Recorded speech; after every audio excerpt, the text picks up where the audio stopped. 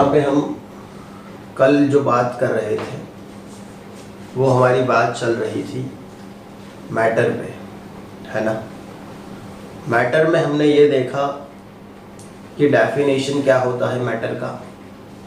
तो जिसका खुद का मास हो और जो स्पेस ऑक्यूपाई करे उसे हम मैटर कहते हैं।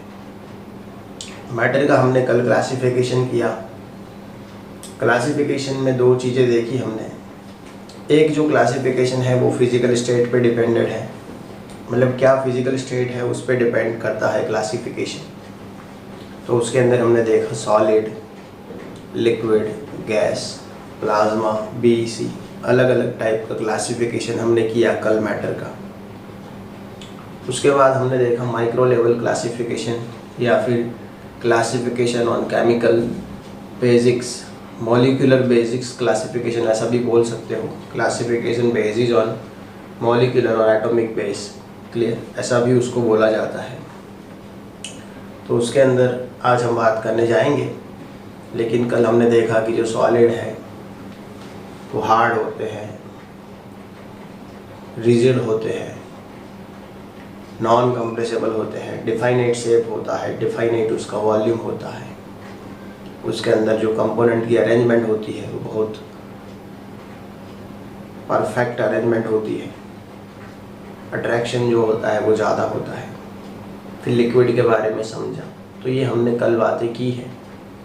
आज हम देख रहे हैं यहाँ पे factors affecting on physical state, मतलब कुछ ऐसे फैक्टर्स हैं जो फिजिकल स्टेट पे अफेक्ट कर रहे हैं, उसके बारे में आज हम बात करेंगे।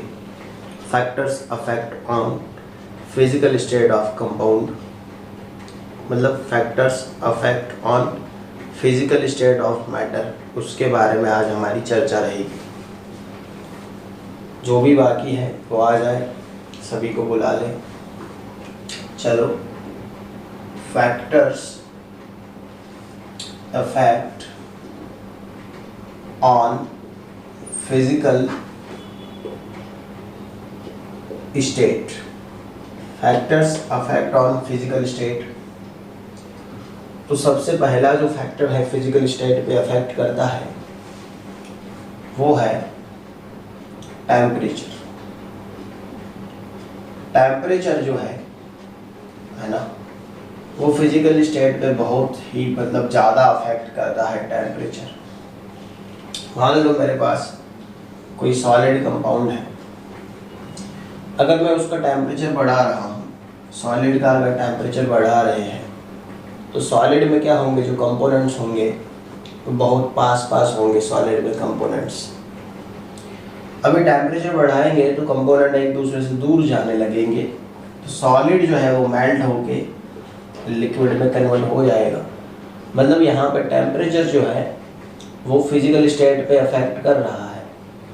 टेम्परेचर इंक्रीज करने से सॉलिड है वो लिक्विड में कन्वर्ट हो रहा है। मान लो अभी लिक्विड बन गया है, उसका टेम्परेचर हम बढ़ा रहे हैं, लिक्विड का अगर टेम्परेचर इंक्रीज कर रहे हैं तो लिक्विड जो है वो गैस में चला जाएगा, है ना, गैस में चला जाएगा। गैस है उसका और भी अगर टेम्परेचर इंक्रीज कर रहे हैं तो चांसेस है कि वो प्लाज्मा में चला जाए, लेकिन यहाँ पे हम श्योर नहीं है क्योंकि प्लाज्मा हमारे यहाँ नहीं देखी जाती है। तो ध्यान रखना, यहाँ पे हम टेम्परेचर नहीं बढ़ाएंगे, मतलब यहाँ पे टेम्परेचर बढ़ाना है वैसा हम नहीं लिखेंगे।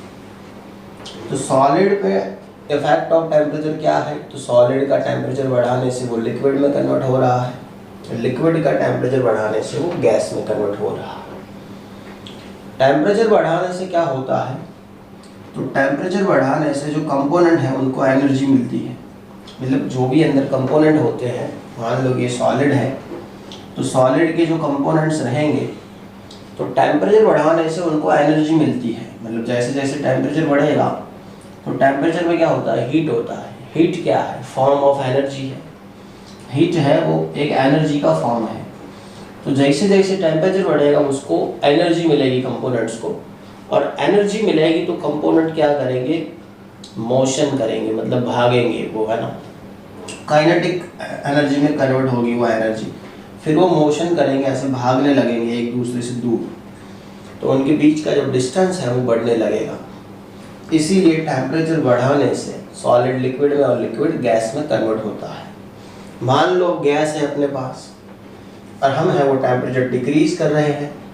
देखो मैं अगर नीचे एरो कर रहा हूँ इसका मतलब मैं टेम्परेचर डिक्रीज कर रहा हूँ, मैं ऊपर एरो कर रहा हूँ इसका मतलब मैं टेम्परेचर इंक्रीज कर रहा हूँ। तो सॉलिड से लिक्विड कब बना? जब हमने टेम्परेचर को इंक्रीज किया। लिक्विड से गैस कब बना? जब हमने टेम्परेचर को इंक्रीज किया।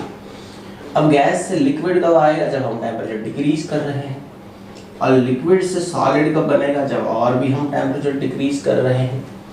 और सॉलिड का भी अगर टेम्परेचर डिक्रीज किया जाए तो उसके बॉन्ड्स आइंस्टाइन कंडेंसेंट BC में जाने के चांस है, लेकिन यह चीज़ हम यहाँ पे नहीं लिखेंगे क्योंकि हमारे सिलेबस में इतना ही दिया है इफेक्ट ऑफ टेम्परेचर, तो हमें इतना ही करना है। समझ रहे हो टॉपिक को?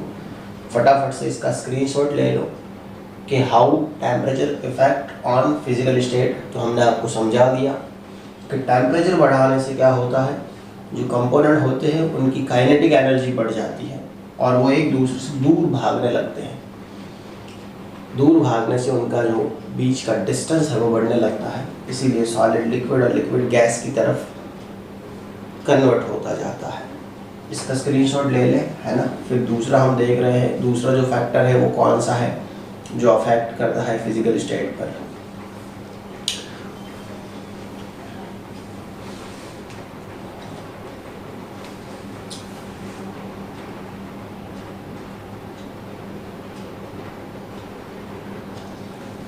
ओके, चलो दूसरे कुछ फैक्टर्स पे हम बात करने वाले हैं आज।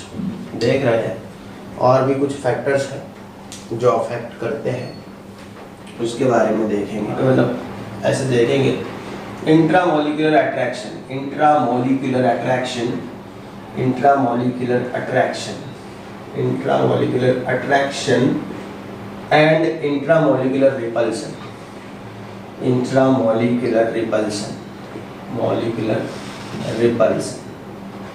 तो ये दो चीज़ें होती हैं, एक होता है अट्रैक्शन और दूसरा होता है रिपल्सन। ये दो अफेक्ट करते हैं। अभी रिपल्सन मतलब क्या है? तो रिपल्सन मतलब थर्मल एनर्जी बोला जाता है उसको। रिपल्सन क्या बोलते हैं? Thermal energy. रिपल्सन मतलब थर्मल एनर्जी बोला है, कंपाउंड की थर्मल एनर्जी, या फिर उसकी काइनेटिक एनर्जी भी बोल सकते हो आप, कंपाउंड की kinetic energy. Clear? Kinetic energy या फिर उसकी थर्मल एनर्जी, ऐसा आप बोल सकते हो। तो यहाँ पे ध्यान रखना, इंट्रामोलिकुलर अट्रैक्शन, इंट्रामोलिकुलर अट्रैक्शन ज़्यादा होगा उतनी थर्मल एनर्जी कम होगी, ये ध्यान रखना है। इंट्रामोलिकुलर अट्रैक्शन जितना ज़्यादा होता है उतनी ही थर्मल एनर्जी कम होती है। तो देखो आप, सॉलिड है, फिर लिक्विड है और फिर गैस है ना। अपने पास सॉलिड है, लिक्विड है और गैस है। चलो यहाँ पे देखना, सॉलिड से लिक्विड और लिक्विड से गैस हम जा रहे हैं तो क्या होगा? तो थर्मल एनर्जी इंक्रीज करेगी, थर्मल एनर्जी इंक्रीज करेगी, ये ध्यान रखना है। सॉलिड से लिक्विड और लिक्विड से गैस अगर जा रहे हैं तो थर्मल एनर्जी इंक्रीज करेगी। थर्मल एनर्जी इंक्रीज करेगी, इसका मतलब ये है कि उनके अंदर जो इंट्रामोलिकुलर रिपल्सन है वो इंक्रीज कर रहा है। मतलब उनके बीच अट्रैक्शन नहीं हो रहा है, रिपल्सन होता जा रहा है। कंपोनेंट एक दूसरे को अट्रैक्ट नहीं कर रहे हैं। और वो हमने देखा भी था कि सॉलिड से लिक्विड और लिक्विड से गैस गए तो गैस के बीच का जो अट्रैक्शन था वो नेग्लिजिबल था। और गैस से अगर हम सॉलिड की तरफ आ रहे हैं तो क्या होगा? तो गैस से सॉलिड की तरफ आएंगे तो थर्मल एनर्जी है वो डिक्रीज करेगी, थर्मल एनर्जी है वो डिक्रीज करेगी, काइनेटिक एनर्जी भी डिक्रीज करेगी, ये ध्यान रखना। और इंट्रामोलिकुलर अट्रैक्शन जो है वो इंक्रीज करेगा, उनके बीच का अट्रैक्शन बढ़ता जाएगा। तो ये अट्रैक्शन भी फिजिकल स्टेट पे डिपेंड करता है। जो सॉलिड होते हैं उनके बीच में अट्रैक्शन ज़्यादा होता है, उनकी थर्मल एनर्जी कम होती है, तो वही एक रीज़न है, इसीलिए वो सॉलिड बन जाते हैं। क्लियर?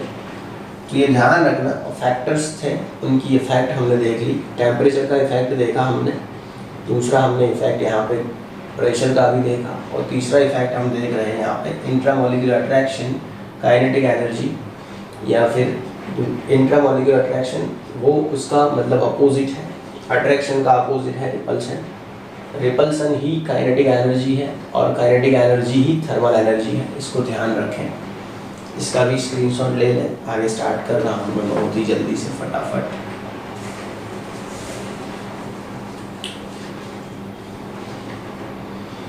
कांझी तारी मांगे से पड़े हमें कानूड़ों के शूरे, अटलू के तार नहीं मानो तो बुकड़ मेली बेशूरे। कांझी तारी मांगे से पड़े हमें कानूड़ों के शूरे, अटलू के तार नहीं मानो तो बुकड़ मेली बेशूरे। चलो अब ये तो खाली बातें थी, है ना, हमने वो ख़त्म कर दी, बातें खाली करने जैसी थी तो कर दी हमने यहाँ पे। अभी हम जो पढ़ रहे थे वो स्टार्ट कर रहे हैं कि केमिकल या फिर जो माइक्रो लेवल है उस पर जो हमने क्लासिफिकेशन किया था मैटर का, उसको देख रहे हैं कि मैटर को हमने दो तरह से क्लासीफाई किया था। एक था प्योर सब्सटेंस और दूसरा था मिक्सचर। प्योर सब्सटेंस में हमने बात की तो प्योर सब्सटेंस में एक था एलिमेंट, है ना, प्योर सब्सटेंस में एक था एलिमेंट और दूसरा था कंपाउंड। तो आज हमें उस पर बात करनी है, एलिमेंट्स और कंपाउंड्स में। चलो पहले बात करेंगे एलिमेंट्स के बारे में। तो एलिमेंट जो है उसका जो डेफिनेशन है वो दिया है एंटोनी वॉन लेवोजियर। इसका जो डेफिनेशन है वो दिया है एंटोनी वॉन लेवोजियर। स्पेलिंग पे ना जाए, आप स्पेलिंग का करेक्शन एक बार करते रहें, बाकी कंसेप्ट यहाँ से बिल्कुल सही जाएंगे। तो प्योर सब्सटेंस के अंदर सबसे पहली जो बात है वो एलिमेंट्स की है। एलिमेंट्स का जो डेफिनेशन है वो किसने दिया है? एंटोनी वॉन लेवोजियर ने दिया है। लेवोजियर ने क्या बताया है एलिमेंट्स के बारे में? तो उसने ये डेफिनेशन दिया था, एलिमेंट का ये डेफिनेशन है, group of same atom, group of same atoms, clear, is known as elements, है ना। group of same atom is known as elements, exception inert gas, exception inert gas। तो उसने ये बताया था एलिमेंट क्या है, तो सेम एटम का जो ग्रुप बनता है उसको एलिमेंट बोला जाता है। एक जैसे एटम्स मिलके जो मॉलिक्यूल बनाते हैं उसको एलिमेंट्स कहा जाता है। एक्सेप्शन है इनर्ट गैस, वो लोग मॉलिक्यूल नहीं बनाते फिर भी उनको एलिमेंट्स कहा जाता है। देखो अब कैसे, मान लो मेरे पास एक सोडियम का टुकड़ा है, सोडियम मेटल का टुकड़ा है, सोडियम मेटल है उसका टुकड़ा है। अब ध्यान रखना जो सोडियम मेटल का जो टुकड़ा है उसके अंदर जितने भी एटम्स होंगे वो सब सोडियम के होंगे, है ना। अभी सोडियम मेटल का टुकड़ा है तो अंदर एटम जो होंगे वो सोडियम के ही होंगे, गोल्ड के थोड़ी होंगे भैया, है। तो सोडियम का टुकड़ा है उसके अंदर सोडियम के एटम्स हैं, तो यहाँ पे क्या होगा, बहुत सारे जो सोडियम के एटम्स हैं वो मिलकर के एक ग्रुप बना रहे हैं और वैसे तैयार होता है सोडियम का एक पीस। तो उसे हम बोल सकते हैं सोडियम एलिमेंट। क्या बोल सकते हैं? Sodium element, clear. वैसे हम बात करें अगर, तो इसको प्योर क्यों बोला गया है? प्योर इसलिए बोला गया है यहाँ पे जितने भी एटम्स हैं वो सब सोडियम के ही हैं, इसके अंदर कोई भी इम्प्योरिटीज नहीं है, मतलब सोडियम के अलावा और कोई एटम यहाँ पे प्रेजेंट नहीं है, इसीलिए इसको प्योर बोला जाता है। इसीलिए इसको हमने प्योर सब्सटेंस में लिया है एलिमेंट्स को। देखो अब मैं ये कह रहा हूँ कि मेरे पास एक गिलास है, एक बीकर है, एक गिलास है, उसके अंदर मैंने ऑक्सीजन गैस भर दी है। तो मैंने अगर गिलास के अंदर ऑक्सीजन गैस भर दिया है तो क्या रहेगा कि पूरा जो गिलास है उसमें only and only oxygen atoms ही होंगे, ऑक्सीजन के अलावा और कोई एटम नहीं होगा। तो मैं ये बोल सकता हूँ कि मेरे पास जो गिलास है उसके अंदर ऑक्सीजन एलिमेंट प्रेजेंट है, ये मैं बता सकता हूँ। तो एलिमेंट का यही मतलब है, एलिमेंट मतलब ग्रुप ऑफ सेम एटम। हम बात करेंगे यहाँ पे एलिमेंट्स की। देखो ये ब्रोमीन है Br2 है, आयोडीन का I2 है, ऑक्सीजन का O2 है। तो ये सब एलिमेंट्स हैं। ये क्या है? एलिमेंट है। देखो यहाँ पे सैम एटम का ग्रुप है, मतलब 2 ब्रोमीन मिल के बना रहे हैं। यहाँ पे 2 आयोडीन है, यहाँ पे 2 ऑक्सीजन है, एसिड है। तो यहाँ पे 8 सल्फर है, 8 है लेकिन 8 के 8 सल्फर ही है। यहाँ पे अगर बात करूँ मैं P4 है ना, क्लियर, P4 मतलब 4 मिल रहे हैं लेकिन चारों के चारों फॉस्फोरस हैं, तो उसको हम एलिमेंट बोल सकते हैं। फुलेरेंस में आप देखते होंगे कार्बन फुलेरेंस की बात यहाँ पे नहीं करेंगे, क्लियर। तो ये सब एलिमेंट है, ब्रोमीन है, आयोडीन है, ऑक्सीजन है, एसिड, सल्फर है, P4 फॉस्फोरस है, इनको एलिमेंट बोल सकते हैं। यहाँ पे क्या होता है? ग्रुप ऑफ सैम एटम है। दूसरा है ना small piece of sodium, small piece of gold, small piece of copper. तो ये सब एलिमेंट ही है। ये सब क्या है? एलिमेंट है। अभी एलिमेंट की कुछ प्रॉपर्टीज पे बात करेंगे कि एलिमेंट की जो प्रॉपर्टीज होती है वो क्या होती है। तो हमें ये ध्यान रखना है कि डिफरेंट एलिमेंट के जो एटम्स होते हैं उनकी प्रॉपर्टी डिफरेंट होती है। मतलब ये ध्यान रखना है, डिफरेंट एलिमेंट है ना, डिफरेंट एलिमेंट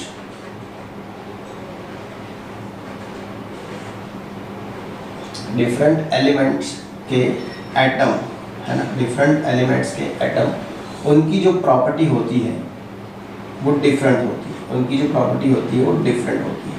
मतलब डिफरेंट एलिमेंट के एटम की प्रॉपर्टी डिफरेंट होती है, मतलब कैसे? तो यहाँ पे ये सोडियम एलिमेंट है, यहाँ पे जो है वो सोडियम एलिमेंट है, और यहाँ पे जो है वो ऑक्सीजन एलिमेंट है, क्योंकि यहाँ पे ग्रुप ऑफ ऑक्सीजन एटम्स है और यहाँ पे ग्रुप ऑफ सोडियम एटम है। तो क्या है कि ग्रुप ऑफ ऑक्सीजन एटम है, यहाँ पे ग्रुप ऑफ सोडियम एटम है, ये ऑक्सीजन एलिमेंट है, ये सोडियम एलिमेंट है। तो सोडियम के एटम की जो प्रॉपर्टी होगी, इसका जो मास होगा वो कितना होगा? मान लो सोडियम के एटम का जो मास है अगर वो निकाले तो कितना होगा? 23 AMU होगा। सोडियम के एटम की जो प्रॉपर्टी होगी, क्या प्रॉपर्टी होगी? कि वाटर के साथ रिएक्ट करेगा तो ये धमाका करेगा, मेटलिक नेचर होगा इसका। इसकी इलेक्ट्रॉन लूज करने की प्रॉपर्टी होगी सोडियम की। तो सोडियम के एटम की जो प्रॉपर्टी होगी वो ऑक्सीजन के एटम्स की प्रॉपर्टी से अलग होगी, चाहे मास हो, चाहे फिजिकल प्रॉपर्टी हो, चाहे केमिकल प्रॉपर्टी हो। सोडियम है वो Na+ बनाएगा, ऑक्सीजन जो है वो O-2 बनाएगा। इसकी इलेक्ट्रॉन लॉस्ट करने की प्रॉपर्टी है, इसकी इलेक्ट्रॉन लेने की प्रॉपर्टी है। इसका जो मास है वो 23 AMU है, इसका मास अगर चेक किया जाएगा तो वो 16 AMU आएगा। मतलब यहाँ पे क्या बोल रहा हूँ, डिफरेंट एलिमेंट के जो एटम होते हैं उनकी प्रॉपर्टी डिफरेंट होती है। तो different elements atom having different properties, clear. तो ये ध्यान रखना है। चलो दूसरा, ये इन सिंगल एलिमेंट इन अ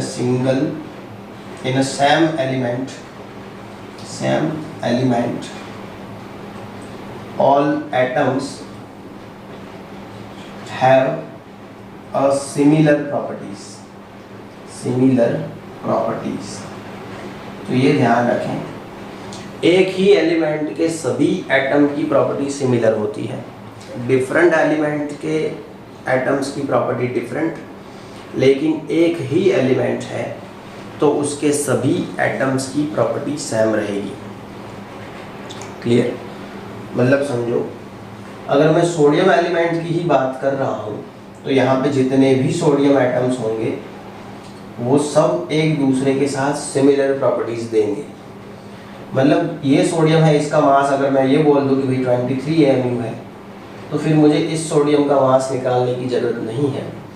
दूसरा जो सोडियम होगा उसका मास भी 23 AMU ही होगा।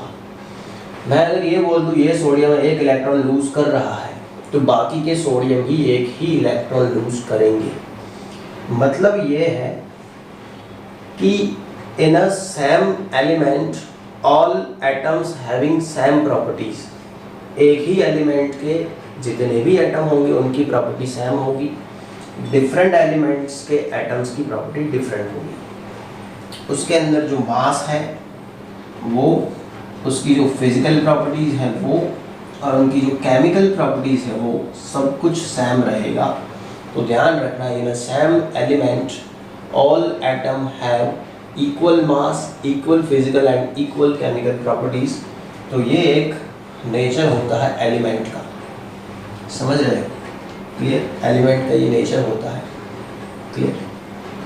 और कुछ एलिमेंट एक्सेप्शन है, ध्यान रखना कौन सा एलिमेंट एक्सेप्शन है। जो हीलियम है, नियॉन है, आर्गन है, ज़ेनॉन है, क्रिप्टन है, ये सब एलिमेंट ही है। इनर्ट गैस भी एलिमेंट है, लेकिन वो लोग ग्रुप नहीं बनाते। मतलब हीलियम है तो वो अकेला ही रहेगा, एटम फॉर्म में ही रहेगा, मॉलिक्यूल के फॉर्म में नहीं जाएगा। तो ये लोग अकेले होते हैं, फिर भी इनको एलिमेंट्स बोला गया है। तो ध्यान रखना कि हम ये डेफिनेशन दे रहे हैं, group of same atom is element, तो ये डेफिनेशन इनर्ट गैस के लिए फॉलो नहीं होता। Group of same element, group of same atoms is element, तो यहाँ पे ये सही है कि भाई ये सेम एटम का ग्रुप है तो एलिमेंट है। लेवोजियर ने डेफिनेशन दिया था प्रॉपर्टीज़ के भी, डिफरेंट एलिमेंट है तो उसके एटम्स की प्रॉपर्टी डिफरेंट रहेगी, और सेम एलिमेंट है तो उसके जितने भी एटम्स होंगे सबकी प्रॉपर्टी सेम रहेगी, मास भी सेम रहेगा, केमिकल प्रॉपर्टी और फिजिकल प्रॉपर्टी भी सेम रहेगी। और कुछ एलिमेंट्स ऐसे हैं जो ग्रुपिज्म नहीं करते, जैसे कि इनर्ट गैस। और कभी कभी ग्रुपिज्म होता है फिर भी उसको एलिमेंट्स नहीं बोला जाता। ध्यान रखना, एक बहुत बड़ा एक्सेप्शन है, आपसे पूछ सकता है। ओजोन जो है O3, ओजोन है जो O3 है, वो देखा जाए तो ग्रुप ऑफ सेम एटम्स ही है। इसके अंदर 3 ऑक्सीजन मिलके ओजोन बना रहे हैं, 3 ऑक्सीजन मिलकर के क्या बना रहे हैं? ओजोन बना रहे हैं। ओजोन है वो ग्रुप ऑफ सेम एटम्स है, फिर भी ओजोन इज नॉट एलिमेंट। ये ध्यान रखना, ozone is not element. Ozone को एलिमेंट नहीं कहा गया, उसको कंपाउंड बोल दिया गया है।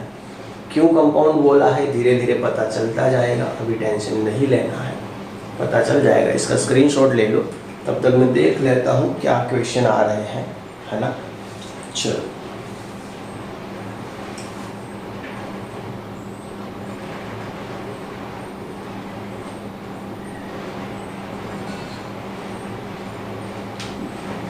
RNOG सब आएगा एक्सेप्शन में, है ना? RNOG सब आएगा एक्सेप्शन में, क्लियर? RN भी आएगा, OG भी आएगा, सब आएगा एक्सेप्शन में। देखो समझ में नहीं आ रहा है, मैं फिर से बता रहा हूँ, एकदम सिंपल चीज़ है, एक बार रिवाइज करवा रहा हूँ। हम ये पढ़ रहे हैं कि एलिमेंट क्या होता है। तो एलिमेंट मतलब ग्रुप ऑफ सेम एटम, एक जैसे एटम मिलके जो ग्रुप बनाते हैं उसको एलिमेंट कहा जाता है। यहाँ पे 2 ब्रोमीन मिल रहे हैं तो ये ब्रोमीन एलिमेंट हो गया, 2 आयोडीन मिल रहे हैं तो आयोडीन एलिमेंट बन गया, 2 ऑक्सीजन तो ऑक्सीजन एलिमेंट। एक जैसे एटम का ग्रुप, उसको एलिमेंट बोला गया है। मतलब element is a group of same atom, और कुछ है नहीं एलिमेंट्स में ज़्यादा। अब हमसे ये पूछा है कि भाई एलिमेंट की प्रॉपर्टी क्या होती है। तो ये सोडियम एलिमेंट है, ये ऑक्सीजन एलिमेंट है। प्रॉपर्टी ये है कि भाई डिफरेंट एलिमेंट के जो एटम होते हैं उनका मास भी डिफरेंट होता है, उनकी प्रॉपर्टी भी डिफरेंट होती है। तो सही है, सोडियम का मास अलग होगा, ऑक्सीजन का मास अलग होगा, सोडियम की प्रॉपर्टीज़ अलग होगी, ऑक्सीजन की प्रॉपर्टीज़ अलग होगी। तो डिफरेंट एलिमेंट के जो एटम्स हैं उनकी प्रॉपर्टी डिफरेंट होती है।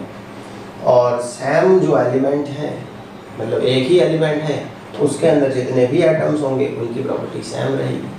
तो बस वही लिखा है, डिफरेंट एटम्स के एलिमेंट की प्रॉपर्टी डिफरेंट, और सेम एटम सेम एलिमेंट है तो उसके जितने भी एटम्स हैं उन सब की प्रॉपर्टी सिमिलर रहेगी। कौन सी प्रॉपर्टी की बात चल रही है यहाँ पे? तो मास की, फिजिकल एंड केमिकल प्रॉपर्टी की। मास मतलब अगर एक सोडियम 23 का है तो बाकी के सब 23 के होंगे, तो मास इक्वल रहेगा अगर एक ही एलिमेंट के एटम्स हैं तो। फिजिकल प्रॉपर्टी की बात करें अगर, तो सोडियम जो है वो सॉलिड होता है, फिजिकल नेचर उसका देखा जाए तो वाटर के साथ रिएक्ट नहीं देता, अगर देता है तो एक्सप्लोजिव रिएक्शन करता है। एक्सप्लोजिव मतलब धमाके वाली रिएक्शन दे रहा है। बाकी सोडियम जो है वो, उसकी कुछ फिजिकल प्रॉपर्टीज़ होती है कि भाई आप उसको मतलब चप्पे से काट सकते हो, है ना, स्पून से काट सकते हो। सोडियम सॉफ्ट होता है, तो सभी एटम्स में वह प्रॉपर्टी देखने को मिलेगी, है ना। तो वही बात है फिजिकल प्रॉपर्टीज़ की। केमिकल प्रॉपर्टीज़ में देखा जाए तो इलेक्ट्रॉन लॉस्ट करना उसकी प्रॉपर्टी है ना, तो वो सब में होगी फिर। बस वही बात है, कुछ है नहीं और यहाँ पे। चलो RNOG वो भी आएगा। अभी अल्पेश शायद समझ में आ गया हो, ऐसा सोच रहा हूँ मैं। बाकी अगर नहीं समझ में आया तो खाली इतना समझ लो एलिमेंट क्या है। तो element is a group of same atom, वो एलिमेंट है। कुछ एक्सेप्शन है जो ग्रुप नहीं बनाते फिर भी एलिमेंट है, जैसे कि इनर्ट गैस, उसमें ग्रुपिज्म नहीं होता फिर भी वो एलिमेंट्स ही माने गए हैं उनको। और दूसरा एक है जिसमें ग्रुपिज्म हो रहा है फिर भी वो एलिमेंट्स नहीं है। कौन है? ओजोन। ये ध्यान रखना है, इसका स्क्रीनशॉट ले लें, है ना। इसको मैं निकाल रहा हूँ, इसका स्क्रीनशॉट ले लो। अभी मैं कंपाउंड स्टार्ट कर रहा हूँ, इसके बाद जल्दी से फटाफट इसका स्क्रीनशॉट ले लीजिए, है ना। केसरियो रंग तने लाग्यो लांगरबा, केसरियो रंग तने लाग्यो रे लो, कोना कोना माथे घूम्यो लांगरबा, कोना कोना माथे घूम्यो रे लो, मारी महाकालीना माथे घूम्यो लांगरबा।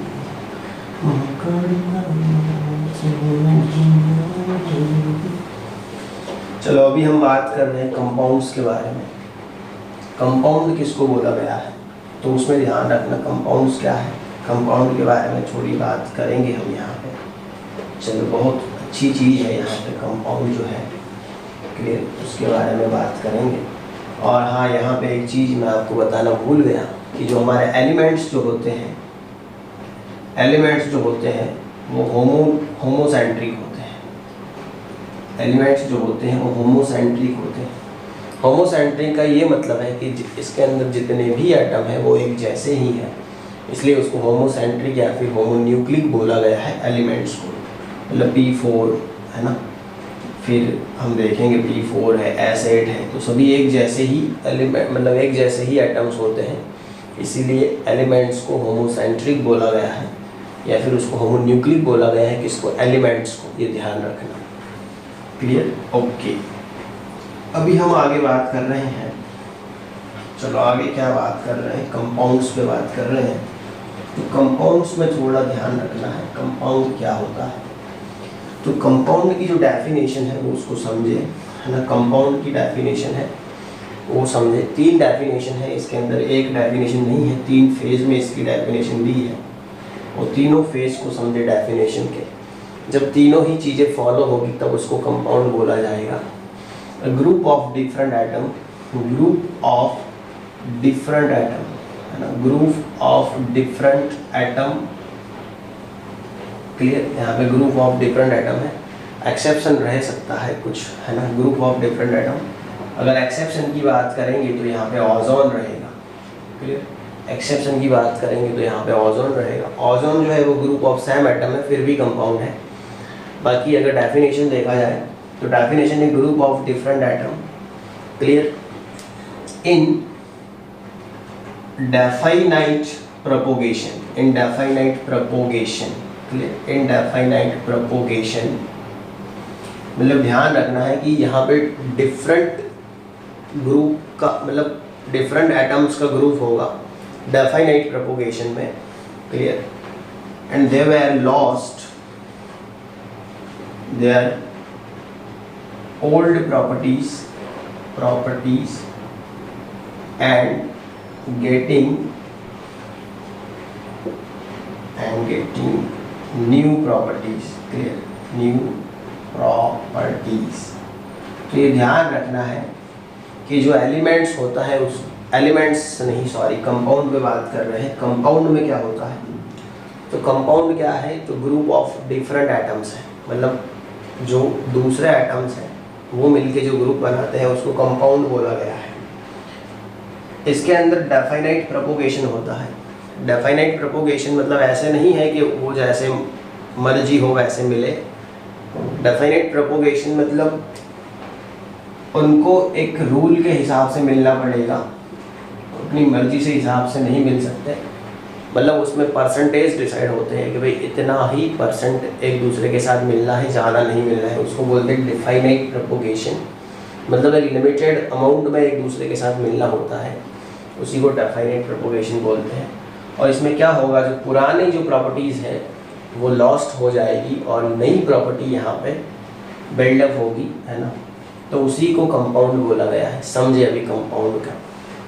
और कोई भी कंपाउंड है वो पूरे यूनिवर्स में एक जैसा रहेगा, उसमें कोई चेंजेस नहीं आ सकती। क्लियर।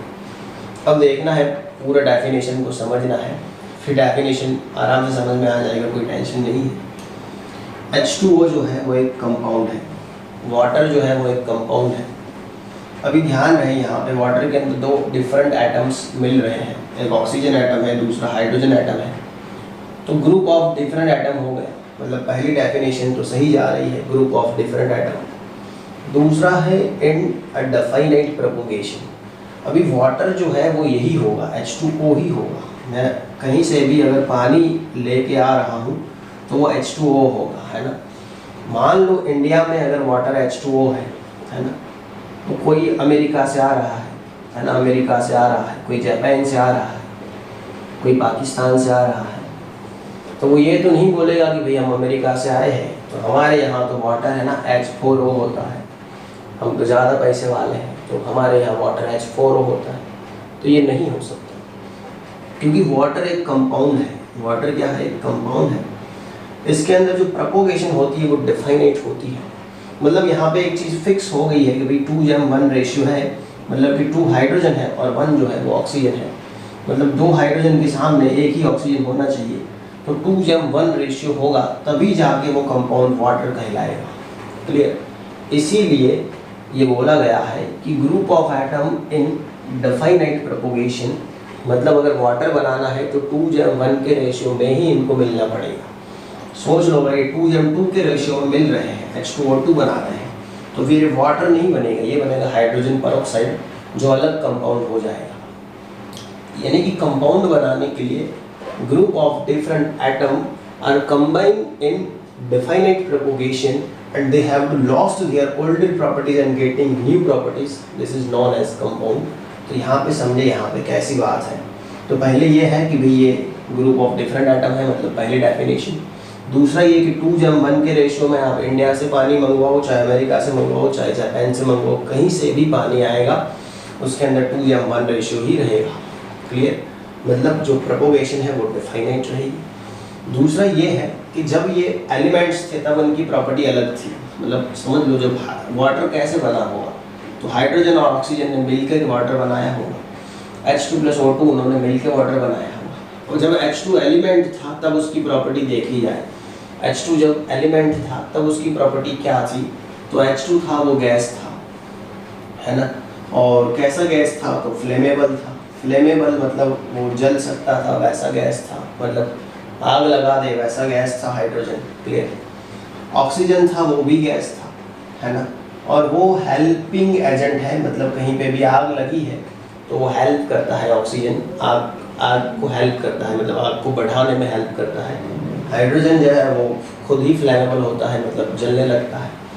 अब जब इन दोनों ने मिलकर वाटर बनाया H2O, तो आपको पता होगा कि जो H2 है वो आग बुझाने का काम करता है, पता है ना। मतलब ये जो है कहीं पे भी अगर आग लगी है तो उसको बुझाने के लिए हेल्प करेगा। तो यहाँ पे क्या किया कि उन्होंने जो अपनी पुरानी प्रॉपर्टीज़ थी, जो ओल्डर प्रॉपर्टीज़ थी, वो लॉस्ट कर दी है। एक की प्रॉपर्टी थी आग लगाना, दूसरे की प्रॉपर्टी थी आग को बढ़ावा देना, है ना।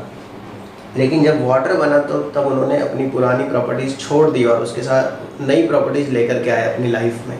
अब बोले नहीं हम किसी का जलाएंगे नहीं, हम बुझाएंगे, है ना। तो यहाँ पे जब एलिमेंट्स मिलके कंपाउंड बनाते हैं, एलिमेंट्स जब मिलकर के कंपाउंड बनाते हैं तो ओल्डर प्रॉपर्टीज़ लॉस्ट होती है और नई प्रॉपर्टी उनके अंदर डेवलप होती है। तो यही बात है, when different atoms are combined in definite propagation and they have to lost their older properties and develop new properties, these species are known as compound। वैसी जो species है उसको compound कहा जाता है। species मतलब केमिस्ट्री में मॉलिक्यूल का टाइप है, species उसको ही compound कहते हैं। मान लो बहुत सारे compound है, NaCl है एक compound है, KMnO4 है तो वो भी एक compound है। तो यहाँ पे ये सब बातें हैं। क्लियर। KCl है तो कंपाउंड है, हमारी आसपास जो भी है वो सब कुछ कंपाउंड है। H2O2 है तो वो भी एक कंपाउंड है। बहुत सारे एग्जांपल हम दे सकते हैं कंपाउंड के। अभी बात करें NaCl, तो आप कहीं से भी NaCl मतलब नमक ले लो तो फिक्स होगा कि भाई नमक के अंदर 1 ही रहेगा, मतलब 1 सोडियम 1 क्लोरीन, तभी जाके वो नमक बनेगा। आप इसके अंदर इसका जो प्रोपोगेशन है, इसका जो अमाउंट है उसको चेंज नहीं कर सकते, है ना। तो यही डेफिनेशन है कि कंपाउंड क्या होता है। तो यहाँ पे देख लो डिफरेंट एटम का ग्रुप है। अब देखो प्रॉपर्टीज़ दोनों की अलग होती है। मैं प्रॉपर्टीज़ की बात करूँ, अगर सोडियम की और क्लोरीन की प्रॉपर्टीज़ की बात की जाए तो सोडियम जो होता है वो एक्सप्लोजिव होता है वाटर के साथ, एक्सप्लोजिव होता है वाटर के साथ, मतलब पानी के साथ धमाका करता है। और क्लोरीन के बारे में सबको पता है कि क्लोरीन जो है वो पॉइजनस गैस होती है, मतलब पॉइजनस होती है। अगर क्लोरीन ज़्यादा ले ली जाए रेस्पिरेशन में, है ना, तो आदमी मर सकता है, इतनी पॉइजनस गैस होती है क्लोरीन। लेकिन जब ये सोडियम और क्लोरीन मिलकर के NaCl बनाते हैं तो वो हमारे लिए न्यूट्रिशन के जैसे काम करता है। हमारी बॉडी में जो NaCl होता है वो, मतलब फिर सोडियम भूल जाता है कि मुझे पानी के साथ धमाका करना था, उसने अपनी ओल्डर प्रॉपर्टीज़ को भुला दिया। क्लोरीन भी ये भुला देगा कि हम कभी पॉइजनस थे। जब NaCl बनेगा तो वो हमारे मतलब खाने पीने में काम आएगा, न्यूट्रिशन के जैसे काम करेगा। फिर आप नमक को पानी में डाल के शरबत बनाओगे तो सोडियम ये नहीं बोलेगा भैया मैं तो पानी के साथ धमाका ही करूँगा, हम तो अपनी एक्सप्लोजिव प्रॉपर्टी दिखाएंगे। वो ऐसा नहीं करेगा। क्यों नहीं करेगा? क्योंकि सोडियम और क्लोरीन ने मिल के अब कंपाउंड बना दिया है, और कंपाउंड जब बनता है तो ओल्डर प्रॉपर्टीज़ को लॉस्ट करके नई प्रॉपर्टी गेन करनी ही पड़ती है, ये इसका रूल है।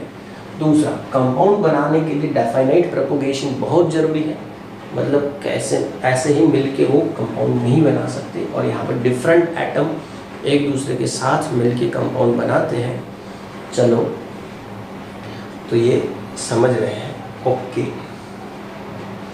चलो, वाटर प्योरीफिकेशन में यूज़ होता है वो सही है। क्लोरीन की जो मतलब क्या बोलते हैं उसको, टैबलेट्स होती है, वो वाटर प्योरीफिकेशन में यूज़ होती है, सही है।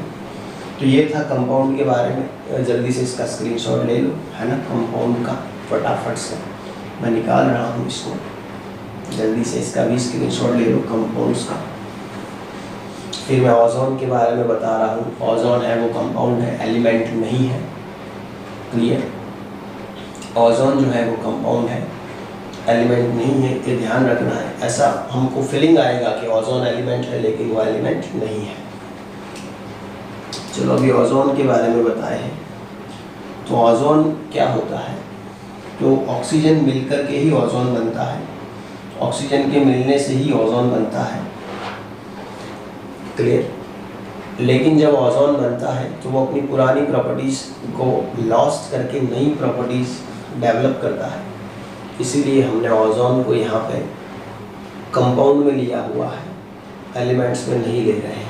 और दूसरा, ओजोन कहीं पे भी होगा उसका जो फार्मूला है वो O3 ही होगा, मतलब उसके अंदर जो प्रोपोगेशन है वो सेम रहेगा। ऑक्सीजन का 1 प्रोपोगेशन रहेगा, 1 मतलब O यही प्रोपोगेशन रहेगा। इसीलिए ओजोन जो है वो एक कंपाउंड है, उसको गलती से भी एलिमेंट्स में ना ले। एलिमेंट्स की डेफिनेशन ये है कि भाई group of same atoms is element. Definition सही है अपनी जगह पे। एक्सेप्शन में देखा जाए तो ओजोन रहेगा और दूसरा इनर्ट गैस रहेगा। कंपाउंड की डेफिनेशन ये है कि group of same atom in definite propagation they have to lose their older properties and develop new properties known as compounds। तो ये कंपाउंड की डेफिनेशन है जो भी सही है। तो हमने आज प्योर सब्सटेंस के बारे में बात की, एलिमेंट और कंपाउंड। अभी आपके दिमाग में क्वेश्चन होगा कि सर कंपाउंड को ये लोग प्योर क्यों बता रहे हैं, है ना, कंपाउंड को प्योर क्यों बता रहे हैं? कंपाउंड तो अनप्योर होना चाहिए, है ना, कंपाउंड को फिर प्योर सब्सटेंस में क्यों लिया गया है? तो ऐसा एक क्वेश्चन आपके दिमाग में आना चाहिए। देखो अभी कंपाउंड को क्यों प्योर में ले रहे हैं, तो मैं यहाँ पे आपको एक चीज़ बताऊँगा, कंपाउंड को प्योर में क्यों लिया है इन्होंने। और मैंने यहाँ पे बोला था कंपाउंड जो होते हैं वो 2 टाइप के होते हैं, एक होते हैं होमोसेंट्रिक और एक होता है हेट्रोसेंट्रिक। तो यहाँ पे जो ओजोन है वो होमोसेंट्रिक कंपाउंड है, मतलब एक ही एटम से बना हुआ कंपाउंड है।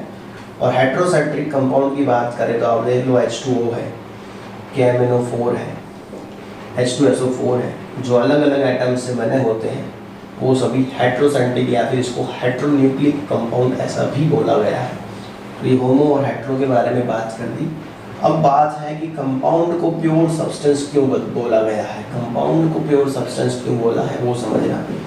तो मेरे पास 1 लीटर वाटर है, मेरे पास 1 लीटर पानी है, तो 1 लीटर वाटर में जितने भी मॉलिक्यूल होंगे वो सारे के सारे मॉलिक्यूल्स किसके होंगे, H2O के होंगे, उसके अलावा और कोई मॉलिक्यूल नहीं होगा। मैं ये बोल रहा हूँ कि मेरे पास 1 लीटर वाटर है, तो उसके अंदर जितने भी मॉलिक्यूल्स होंगे वो सब के सब H2O के मॉलिक्यूल्स होंगे, इसके अलावा और कोई मॉलिक्यूल्स नहीं होगा। क्लियर, मतलब सबके सब H2O एक जैसे ही मॉलिक्यूल्स हैं। क्लियर, कोई अंदर दूसरी स्पीसीज नहीं है, इसीलिए हम इसको प्योर बोल सकते हैं, इसको इस हिसाब से प्योर बोल सकते हैं। देखो मैं प्योर अनप्योर की डेफिनेशन थोड़ी समझा रहा हूँ। चलो यहाँ पे 2 रूम है, चलो 2 रूम है, ये रूम नंबर 1 है और यहाँ पे रूम नंबर 2 है। चलो यहाँ पे रूम नंबर 1 है, यहाँ पे रूम नंबर 2 है। अब रूम नंबर 1 में समझना हो कि सब काले लोग बैठे हैं, सब ब्लैक पर्सन बैठे हैं, मतलब जितने भी हैं सब कालिए हैं। क्लियर, सब वेस्ट इंडीज अंदर बैठे हैं, काले लोग अंदर बैठे हैं रूम नंबर 1 में। और रूम नंबर 2 है, उसके अंदर सब गोरे चिट्टे लोग बैठे हैं, सब गोरे लोग हैं, है ना, और एक आदमी अंदर कालिया है। रूम नंबर 2 है, उसके अंदर एक आदमी काला है, बाकी सब गोरे हैं। और रूम नंबर 1 के अंदर सब के सब कालिए बैठे हैं। अब बताओ कौन सा रूम प्योर है और कौन सा रूम अनप्योर है। चलो आप लोग बताओ, फिर हम बात करते हैं किसको प्योर बोला जाए और किसको अनप्योर बोला जाए, है ना। 1 प्योर है कि 2 प्योर है। चलो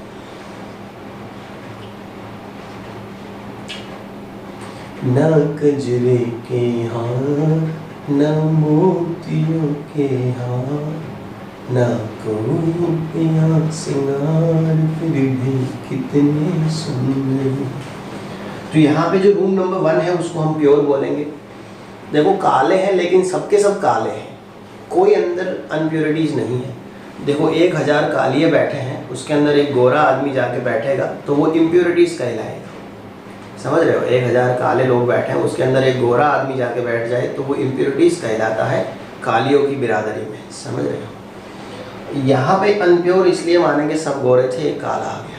देखो सब गंदे लोग बैठे हैं, मतलब बुरे इंसान बैठे हैं, उसके अंदर एक अच्छा इंसान जाके बैठ जाए तो उसको इम्प्योरिटीज माना जाता है कि भाई गंदे लोग बैठे थे, उनका पूरा एरिया था, तो आप अच्छे इंसान जाके वहाँ खड़े हो गए, मतलब आप उन गंदे लोगों के लिए इम्प्योरिटीज हो। तो यहाँ पे इसको प्योर क्यों बोला गया है कि भाई 1 लीटर अगर H2O है तो उसके अंदर जितने भी मॉलिक्यूल्स होंगे वो H2O के होंगे, इसीलिए इसको प्योर बोला जाता है। क्लियर। एलिमेंट को क्यों प्योर बोला जाता है, मान लो कि मेरे पास सोडियम का अगर कोई छोटा सा पीस है तो उसके अंदर जितने भी एटम्स होंगे वो सोडियम के होंगे, इसीलिए एलिमेंट्स को प्योर बोला गया है। मिक्सचर जो है वो प्योर नहीं होता, अनप्योर होता है। इसके बारे में हम कल बात करेंगे कि मिक्सचर को क्यों प्योर नहीं बोला जाता है, मिक्सचर को क्यों अनप्योर बोला गया है, वो अपने को कल पता चलेगा। तो आज है बस यहीं पे अपनी बात ख़त्म कर रहे हैं। किसी चीज़ में अगर आपको पता ना चला हो, कहीं पे अगर प्रॉब्लम रही हो, तो आप वो टॉपिक है मेरे को व्हाट्सअप कर देना, फिर से मैं कल वो टॉपिक रिवाइज़ करवा के आगे देख लेंगे हम, है ना। और कैसे लिखना है, क्या करना है, उसकी नोट्स मैं आपको प्रोवाइड करवा दूंगा एक 2 दिन में, है ना, उसका टेंशन नहीं लेना है। वैसे अल्पेश अच्छा ही लिख रहा है, लेकिन अगर मेरे को लगा कि नहीं आप सही नहीं लिख रहे हो तो फिर मैं आपको नोट्स प्रोवाइड करवा दूंगा। ओके, तो यहाँ तक रख रहा हूँ, कल मिलते हैं। और मैं ये सोच रहा हूँ कि अब का जो टाइम है, अगर मॉर्निंग में मैं कर दूँ 10:15 बजे से 11:15, तो कैसा रहेगा। 10:15 से अगर 11:15 कर दूँ आपका जो टाइम है, तो आपको क्या कंफर्टेबल है ये टाइम अगर मॉर्निंग में कर दिया जाए तो? अगर आपको अच्छा लगे, कंफर्टेबल लगे मॉर्निंग वाला टाइम, तो अपना व्हाट्सएप ग्रुप है उसमें आप जो भी है रिव्यू दे देना, तो मैं कल से 10:15 से 11:15 ले लूँगा मॉर्निंग में। इसके सिवा तो कोई फ्री नहीं है। अगर ये टाइम नहीं सेट होगा तो फिर आपको यही टाइम रहेगा 8 से 9। इन दोनों में से जो भी आपको अच्छा लगे वो कर लेना। बाकी फुल डे क्लास चालू ही होते हैं मेरे, सुबह 8 से 12 तक क्लास होते हैं, 1:30 बजे तक होते हैं क्लास, 12 नहीं, फिर 5 से 9 होते हैं। अभी ये आपका ही लास्ट क्लास है, ख़त्म कर रहा हूँ, तो आप देख लेना। अगर अच्छा लगे तो ग्रुप में बताना, अभी कमेंट्स नहीं देख रहा हूँ मैं, ग्रुप में लिख देना अगर ये अच्छा लगे तो 10:15 से 11:15 अलविदा कर ले रहे हैं, है ना, कल मिलते हैं। ये प्रिपेयर कर देना, सब जो भी समझा है प्रिपेयर कर देना, एलिमेंट क्या है, कंपाउंड क्या है देख लेना, और एक्सेप्शन खास समझते रहना। ओजोन था वो एक्सेप्शन था, वो कंपाउंड है, एलिमेंट नहीं है, है ना। और कंपाउंड की डेफिनेशन को बहुत ध्यान से समझना।